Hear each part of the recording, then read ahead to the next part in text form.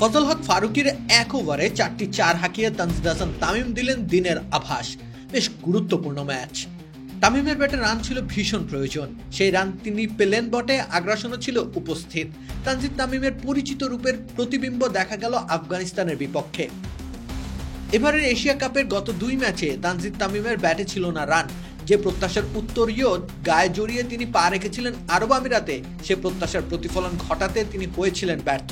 সবটাই তিনি জমিয়ে রেখেছিলেন যেন আফগানিস্তানের বিপক্ষে ম্যাচের জন্য।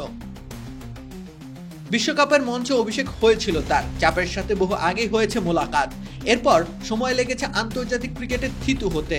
তারপর তিনি জুগিয়েছেন আশার সঞ্চার। স্বভাবজাত 6 হিটিং দক্ষতা তার উপর বাড়িয়েছে ভরসা।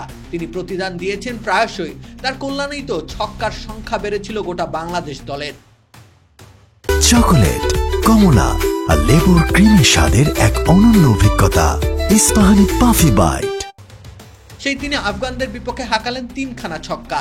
এছাড়াও আরো 4টি 4 এসেছে তার ব্যাট থেকে। সব মিলিয়ে তার সংগ্রহ ছাড়িয়েছে 50 রানের মাইল ফলক। 52 রানে আরো একটি ছক্কা হাঁকাতে গিয়ে আউট হয়েছেন তিনি।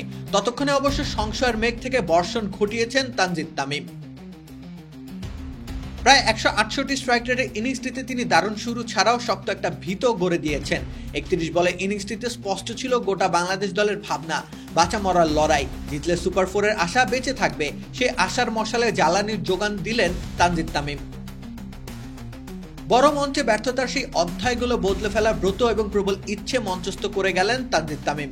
বড় ইনিংস না হোক, তার ওই আগ্রাসন অন্তত ধারাবাহিক হোক। কেবল তবেই হয়তো বাংলাদেশ ক্রিকেটের সাফল্য আর সুদিন হবে ধ্রুব সত্য। রাকিব হোসেন রুম্মান, খেলা 71।